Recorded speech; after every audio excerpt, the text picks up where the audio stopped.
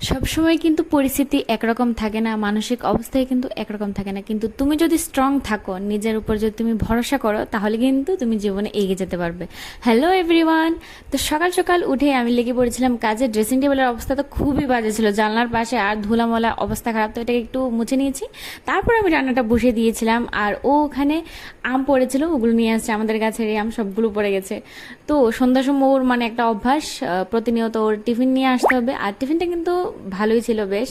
তো খাওয়া দাওয়া কমপ্লিট করার পর মানে ও বলছিল যে যাবে একটু ঘুরতে, তো আমি বললাম যে যেতে হবে না, আজকে বাড়িতেই থাকো।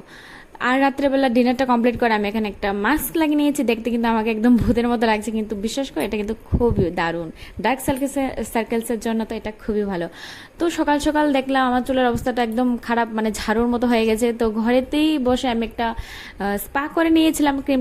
তারপরে এখানে ও নিয়ে আসলো চিপস, যে মুভি দেখতে দেখতে খাবো সেজন্য। তো আমি এখানে হেয়ারটা ওয়াশ করে নিয়েছি, আর অবশ্যই আমার চ্যানেলটা কিন্তু সাবস্ক্রাইব করবে নেক্সট ভিডিওর জন্য।